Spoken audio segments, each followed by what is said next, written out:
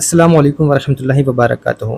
افطار کرنے کی دو صحیح دعائیں حدیث سے ثابت ہیں۔ آج میں وہی دو دعائیں آپ لوگوں کو بتانے جا رہا ہوں، کیونکہ میں نے دیکھا ہے کہ عام طور پر اکثر لوگ ان دو دعاؤں کو جانتے ہی نہیں ہیں۔ عام طور پر لوگ کیا پڑھتے ہیں؟ اللہم لک صمت و بک آمنت و علیک توکلت و علی رزقک افطرت، ہے نا؟ یہ پڑھتے ہیں اللہم انی لک صمت و بک آمنت و علیک توکلت و علی رزقک افطرت۔ حالانکہ یہ دعا پڑھ سکتے ہیں، لیکن یہ دعا حدیث سے ثابت نہیں ہے۔ حدیث میں یہ دعا نہیں ہے، سمجھ رہے ہیں بات کو؟ اور بھی بہت ساری دعائیں سوشل میڈیا پر بتائی جاتی ہیں، لوگوں کو یاد بھی ہیں، لیکن دو دعائیں جو صحیح حدیث سے ثابت ہیں، حضور صلی اللہ تعالیٰ علیہ وسلم جن دعاؤں کو پڑھتے تھے افطار کرتے وقت، ایک دعا حضور افطار شروع کرنے سے پہلے پڑھتے تھے اور ایک دعا افطار کرنے کے بعد پڑھتے تھے۔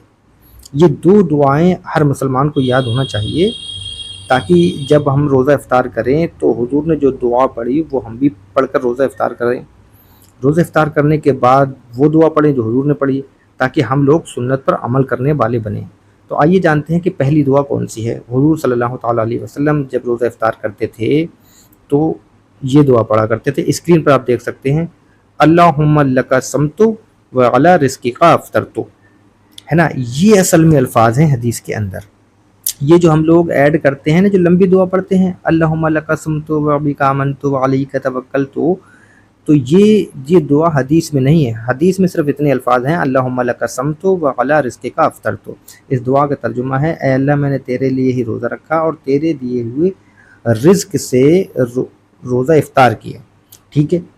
تو اس دعا کو ہم لوگ یاد کر لیں، اور افطار کرنے کے بعد جو دعا پڑھنی ہے وہ حضور صلی اللہ تعالیٰ علیہ وسلم جب روزہ افطار فرما لیتے تھے تو کون سی دعا پڑھتے تھے، وہ بھی اسکرین پر آپ دیکھ لیں، ذہب الظمأ وابتلت العروق وثبت الاجر انشاءاللہ، پیاس چلی گئی اور رگیں تر ہو گئیں، اور اگر اللہ نے چاہا تو اجر ثابت ہو گیا۔